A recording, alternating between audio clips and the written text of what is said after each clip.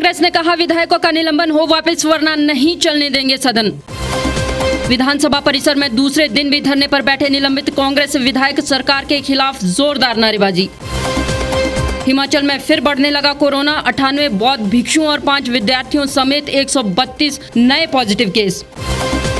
Antarctica में New York के बराबर क्षेत्रफल का विशाल हिमखंड टूटा। और मुख्यमंत्री ने कहा ट्रेडर वेलफेयर फंड गठित करने पर विचार करेगी प्रदेश सरकार। नमस्कार, स्वागत है आपका द रीव टाइम्स न्यूज चैनल में। मैं हूं अंजना ठाकुर। अब खबरें विस्तार से। विधानसभा बजट सत्र के तीसरे दिन के सत्र शुरू होते ही सदन में विधायक सुखविंदर सिंह सुक्खू ने पहले दिन हुए हंगामे को लेकर सदन में प्रस्ताव लाया। उन्होंने कहा कि कांग्रेस के विधायकों के खिलाफ एक तरफा कार्रवाई की गई है, जबकि सत्ता पक्ष के विधायक और मंत्री ने धक्केबाजी शुरू की थी, जबकि उनके खिलाफ कोई कार्रवाई नहीं की गई। सुक्खू ने कहा कि कांग्रेस के 5 विधायकों के निलंबन को वापस लिया जाए, नहीं तो कांग्रेस के विधायक सदन को नहीं चलने देंगे। विधायकों के निलंबन पर सख्त रवैया अपनाए हुए है और उसने साफ कह दिया है कि यदि निलंबन वापस नहीं होता है तो सदन को चलने नहीं दिया जाएगा। इस पर संसदीय कार्य मंत्री सुरेश भारद्वाज ने कहा कि राज्यपाल के अभिभाषण में सरकार के 1 साल का लेखा जोखा होता है, जिसको सदन में रखा जाता है और ये राज्यपाल पर निर्भर होता है कि उन्होंने पूरा अभिभाषण पढ़ना है या नहीं। राज्यपाल को राष्ट्रीय ध्वज और राष्ट्रीय गान की तरह ही सम्मान देना होता है। राज्यपाल की कार पर जिस तरह से मुक्के मारने और सुरक्षा कर्मियों पर जिस तरह से हाथ डाला गया है, उसे सहन नहीं किया जा सकता है। सदन से पहली बार विधायकों को बाहर नहीं किया गया है। इससे पहले भी इस तरह की घटना हो चुकी है। क्या पहले करना क्या बाद में करना, उस सारे विषय में वो अपने आप अपनी पार्टी में निर्णय करें, लेकिन जो घटना घटित हुई है उस घटना पर उनको तुरंत खेद व्यक्त करना चाहिए था।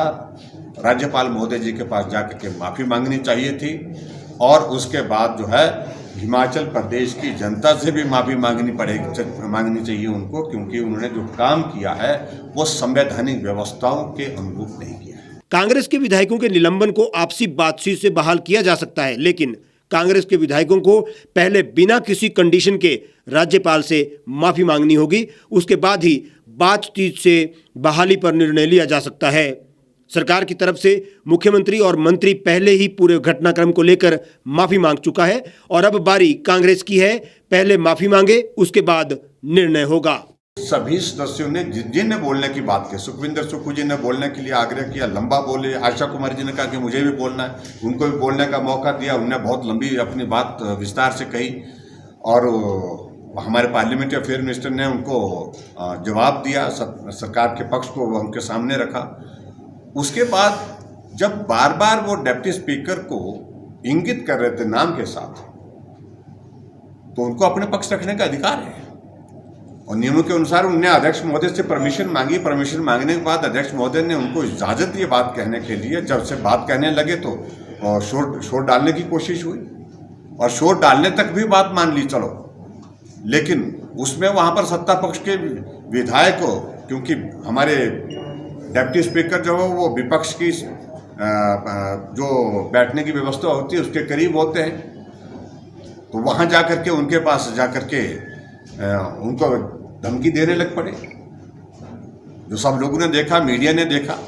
तो ये उचित नहीं है, ये तरीका ठीक नहीं है। आप क्या सोचते हैं कि किसी की आवाज़ को इस प्रकार से सदन के अंदर और सदन के बाहर दबा सकते हैं? और किस प्रकार का पोस्टर उन्होंने कल वहाँ पर लगाया हुआ था? उनको उन सारी चीज़ों पर माफ़ी मांगनी चाहिए, क्योंकि डिप्टी स्पीकर भी उस आसन को सुशोभित करते हैं जहां अध्यक्ष बैठते हैं। ये गुंडागर्दी नहीं चलेगी, नहीं चलेगी, नहीं चलेगी। मुख्यमंत्री धमकाना बंद करो, बंद करो, बंद करो। गुंडागर्दी नहीं चलेगी, नहीं चलेगी, नहीं चलेगी। मुख्यमंत्री धमकाना बंद करो, बंद करो, बंद करो। को रद्द करो, रद्द करो, रद्द करो। एक तरफा निष्कासन नहीं चलेगा, नहीं चलेगा, नहीं चलेगा। एक तरफा निष्कासन नहीं चलेगा, नहीं चलेगा, नहीं। विधानसभा अध्यक्ष विपिन सिंह परमार ने कहा कि सत्ता पक्ष ने मामले को लेकर अपना पक्ष रख दिया है, जिस पर कांग्रेस विधायक आशा कुमारी ने भी चर्चा में भाग लेने की अध्यक्ष से इजाजत मांगी। कांग्रेस विधायक आशा कुमारी ने कहा कि राज्यपाल अभिभाषण पूरा नहीं देना चाहते, इसकी जानकारी विपक्ष को क्यों नहीं दी गई। विपक्ष राज्यपाल का घेराव नहीं कर रहा था, बल्कि शांतिप्रिय ढंग से अपना प्रदर्शन कर रहा था। लेकिन सरकार ने राज्यपाल के जाने के रास्ते को क्यों क्लियर नहीं करवाया, उनको गमले के ऊपर से क्यों ले जाया गया? राज्यपाल जी से अगर ये चाहते हैं कि सरकार की जो कमियां हैं उसकी माफी विपक्ष मांगे, तो उस पर हम विचार करेंगे कि सरकार की गलतियों की माफी मांग रहे हैं हम जाए। अगर सरकार हमसे ऐसा अनुरोध कर रही है तो अभी हमारी सीएलपी की बैठक होगी, हम बताएंगे कि सरकार चाहती है कि उनकी जो गलतियां हैं, उन्होंने जो गलत काम किए हैं, उन्होंने जो धक्का लगाया है, उन्होंने जो हमारे सदस्यों के साथ दुर्व्यवहार किया है, उन्होंने जो कैंपस के अंदर पुलिस बुलाई है, उन्होंने जो 4 मिनट के अंदर विधानसभा रिकन्वीन की है, उन सारी चीजों की माफी सरकार की ओर से हम जाके मांगे, तो हम अभी इस पे विचार करेंगे। तो सबसे ज्यादा नारे उनकी तरफ से लग रहे थे, गुंडागिर्दी नहीं चलेगी, ना कि विपक्ष की तरफ से। तो वो अपने सदस्यों को समझाएं कि ऐसा शब्द क्यों यूज किया।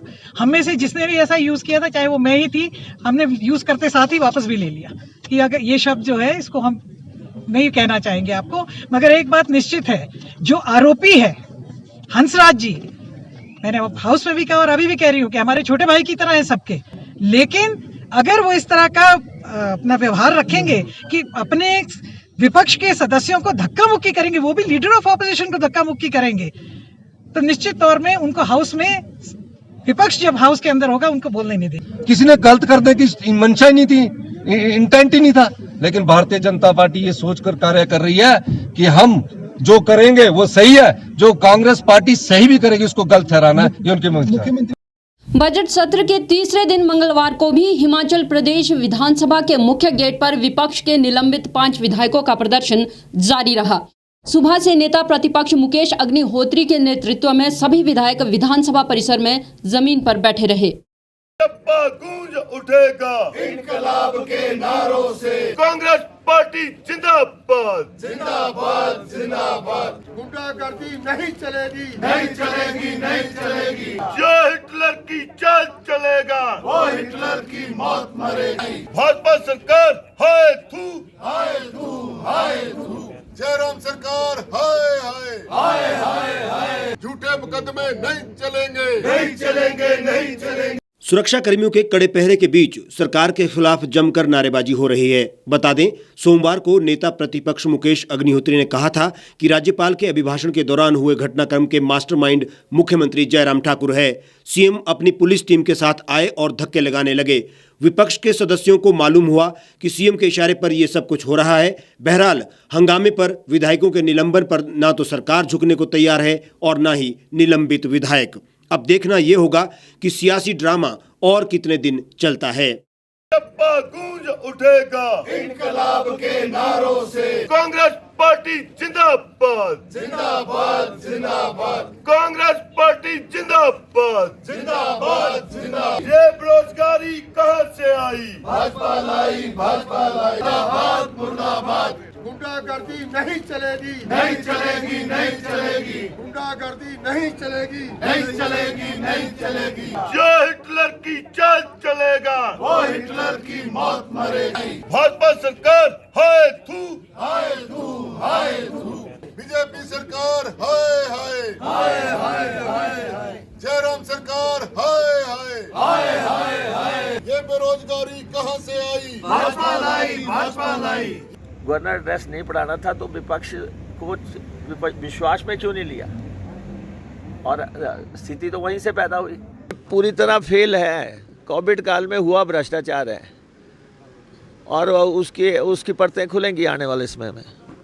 वहीं नेता प्रतिपक्ष मुकेश अग्निहोत्री ने कहा कि जब तक उनकी बात नहीं मानी जाएगी, विरोध जारी रहेगा। उन्होंने कहा कि सरकार पूरी तरह से फेल है और कोविड काल में जमकर भ्रष्टाचार हुआ है, जिसकी आने वाले समय में परतें खुलेंगी।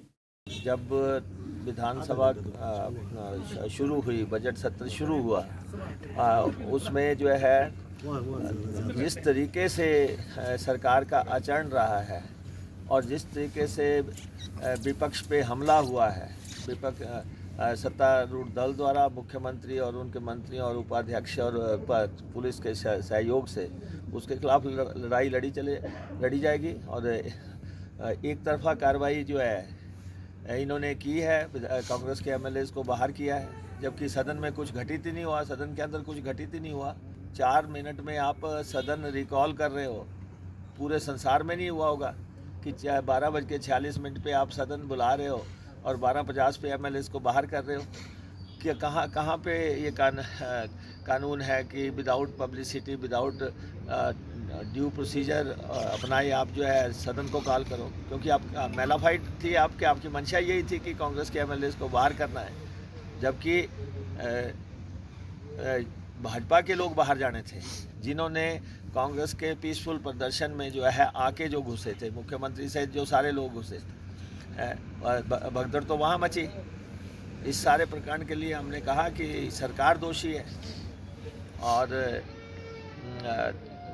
मुख्यमंत्री कह रहे हैं कि जी कांग्रेस पार्टी को माफ़ी मांगनी चाहिए। माफ़ी तो विपक्ष से मुख्यमंत्री को मांगनी चाहिए, गवर्नर से भी मांगनी है तो मुख्यमंत्री को मांगनी चाहिए। ये जिन्होंने ये सारा प्रकरण जो साजिश रची है, सदन चलाना सरकार की जिम्मेवारी है और सरकार को ही जो करना है वो सरकार के पास ही है। हम तो बाहर बैठे हैं, हमें तो इस गेट पे रोक दिया गया है, आपके सामने 90 मार्शल लगाए हुए हैं कि जी ये लोग अंदर ना जाएं। हालत इतनी इन्होंने कर दी है, यहाँ तो इन्होंने इमरजेंसी लगा दी है। आपने जो है धारा 144 जैसा माहौल बढ़ा दिया, यहाँ पे कोई मूव नहीं कर सकता। ये सत्ता की धौंस है, सत्ता और लोकतंत्र का ये गला घोंट रहे हैं। लड़ाई लड़ी जाएगी, ऐसा तो नहीं है। कांग्रेस एक जो है पॉलिटिकल पार्टी है और राजनीतिक तौर पे जो भी लड़ाई होगी लड़ी जाएगी। हिमाचल प्रदेश में सोमवार को एक और कोरोना पॉजिटिव मरीज की मौत हो गई। कुल्लू जिला के 59 वर्षीय संक्रमित बुजुर्ग ने दम तोड़ दिया है। वहीं प्रदेश में कोरोना वायरस के 132 नए मामले सामने आए हैं। काफी समय बाद प्रदेश में फिर से कोरोना के मामले बढ़ रहे हैं। इससे चिंता लोगों की भी बढ़ने लगी है। कांगड़ा जिले के उपमंडल धर्मशाला के सिद्धपुर स्थित ज्ञातो मठ में 98 और बौद्ध भिक्षुओं की रिपोर्ट कोरोना पॉजिटिव आई है। इसके अलावा सोलन जिले के दाड़ला घाट में 5 विद्यार्थियों की रिपोर्ट पॉजिटिव आई है। इसके चलते स्कूल एहतियातन 3 दिन के लिए बंद कर दिया गया है। बीते कल कांगड़ा जिला में 108, सोलन 8, ऊना जिले में 5, शिमला 1, मंडी 1, कुल्लू 3, चंबा 4 और बिलासपुर में 2 नए मामले आए हैं। इसके साथ ही प्रदेश के कोरोना संक्रमितों का आंकड़ा 58,777 पर पहुंच गया है। सक्रिय मामले अब 434 हो गए हैं। अब तक 57,347 संक्रमित ठीक हो चुके हैं और 983 की मौत भी हो गई है। बिलासपुर में कोरोना के सक्रिय केसों की संख्या 18, चंबा 6, हमीरपुर 9, कांगड़ा 219, किन्नौर 7, कुल्लू 10, मंडी 15, शिमला 36, सिरमौर 23, सोलन 33 और ऊना जिले में 58 है। वहीं हिमाचल प्रदेश में कोरोना वैक्सीन का तीसरा चरण शुरू हो गया है। पहले दिन प्रदेश में 209 बुजुर्गों को अस्पतालों में वैक्सीन लगाई गई। ये सभी बुजुर्ग 60 साल या फिर इससे ज्यादा की उम्र के हैं। इसी तरह 45 और 60 साल के बीच बीमारी से ग्रस्त 5 लोगों को वैक्सीन का टीका लगाया गया। मंडी जिले में 3 और किन्नौर में 1 व्यक्ति शामिल है। जिला बिलासपुर में 16, चंबा 10, हमीरपुर 7, कांगड़ा 8, किन्नौर 9, कुल्लू 44, मंडी 57, शिमला 12 और सिरमौर 4, सोलन 42, लाहौल स्पीति और जिला ऊना में 1 भी बुजुर्ग ने वैक्सीन लगाने में रुचि नहीं दिखाई। अंटार्कटिका में ब्रिटिश रिसर्च स्टेशन के पास एक विशाल हिमखंड टूट गया है। ब्रिटिश अंटार्कटिक सर्वेक्षण ने बताया कि बर्फ के इस टुकड़े का क्षेत्रफल 1270 वर्ग किलोमीटर है और ये न्यूयॉर्क जितना बड़ा है। बताया जा रहा है कि ये घटना 26 फरवरी की है, लेकिन इसका वीडियो अब जाकर सामने आया है। इससे ब्रिटिश रिसर्च सेंटर को कोई नुकसान नहीं पहुंचा है, क्योंकि आर्कटिक की सर्दियों के कारण इस स्टेशन को बंद कर दिया गया था। इसका एक वीडियो सोशल मीडिया पर खूब वायरल हो रहा है। वैज्ञानिकों के मुताबिक 150 मीटर मोटी ब्रंट आइस शेल्फ केल्विंग प्रक्रिया के कारण टूटी है। इस टुकड़े में पहले भी दरार देखी जा चुकी थी। इसके बाद वैज्ञानिकों ने कहा था कि आने वाले दिनों में यह टुकड़ा अलग हो सकता है। बताया जा रहा है कि यह घटना आर्कटिक में ब्रिटेन के हेली रिसर्च स्टेशन से सिर्फ 20 किलोमीटर की दूरी पर हुआ है। ब्रिटिश ग्लेशियोलॉजिस्ट और स्वानसी में जियोलॉजी के प्रोफेसर ने बताया कि अंटार्कटिक की बर्फ के बड़े हिस्सों को टूटना सामान्य सी बात है, लेकिन ब्रंट आइस शेल्फ में यह दरार वैज्ञानिकों के लिए दुर्लभ और रोमांचक भी है। बर्फ का जमा हुआ रेगिस्तान यानी अंटार्कटिका में हर साल करीब 1000 से अधिक शोधकर्ता पहुंचते हैं। ये यहाँ के छिपे हुए रहस्यों को पता लगाने के अलावा जलवायु परिवर्तन की निगरानी भी करते हैं। इस क्षेत्र में कुछ जगहों पर तो तापमान -90 डिग्री सेल्सियस तक पहुंच जाता है। कठोर भौगोलिक परिस्थितियों के कारण अंटार्कटिका के कई क्षेत्रों की निगरानी तो केवल सैटेलाइट के जरिए ही की जाती है। हिमाचल सरकार जल्द ही ट्रेड वेलफेयर फंड गठित करने पर विचार करेगी। इस बात का आश्वासन खुद मुख्यमंत्री जयराम ठाकुर ने Himachal Pradesh trader welfare board की बैठक के दौरान दिया। उन्होंने कहा कि प्रदेश सरकार व्यापारियों के कल्याण के लिए प्रतिबद्ध है और व्यापारी कल्याण कोष गठित करने की उनकी मांग पर सहानुभूतिपूर्वक विचार किया जाएगा ताकि आवश्यकता के अनुसार उन्हें राहत प्रदान की जा सके। मुख्यमंत्री ने कहा कि करों के माध्यम से व्यापारी प्रदेश के राजकोष में एक बड़ा योगदान दे रहे हैं। व्यापारियों की सुविधा के लिए सरकार जीएसटी की प्रक्रिया को सरल बनाने के लिए प्रयासरत है और इसे व्यापारियों के हित में बनाने के लिए कदम उठाए जाएंगे। इसके अतिरिक्त पुराने नियमों को समाप्त करने के लिए भी कदम उठाए जाएंगे।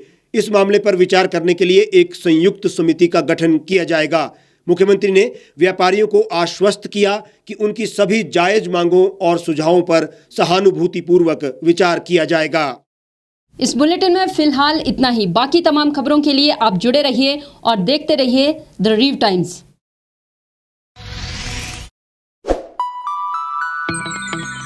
खबरों में बने रहने के लिए सब्सक्राइब करें द रीव टाइम्स। लाइक और शेयर करना ना भूलें। एक छत के नीचे सुविधाओं का अब उठाएं लाभ। रीव ई मार्ट में अब पाएं अपनी रसोई के लिए गुणवत्ता और सस्ते दामों पर राशन सामग्री। दालें हो या हो मसाले, आपका किचन ई मार्ट संभाले। उच्च गुणवत्ता और दामों में बेहतरीन रीव ई मार्ट में पधारें और पाएं अपनी पसंद के सभी उत्पाद या फिर करें ऑनलाइन ऑर्डर और पाएं घर द्वार पर ही सुविधा। आज ही संपर्क करें फोन नंबर 8219694079 पर। बाईपास रोड, शनान, संजौली, शिमला। गांव की चौपालों से लेकर संसद के गलियारों तक, गृहिणी के चूल्हे से लेकर निवेश और बाजारों तक, किसानों के हाल से लेकर खेत और खलिहानों तक, शिक्षा और स्वास्थ्य से लेकर खेल के मैदानों तक, संसद के प्रधान से लेकर पंचायत के पंच तक, सेंट्रल हॉल से लेकर ग्राम सभा के मंच तक, हर खबर पर रहेगी हमारी पैनी नजर।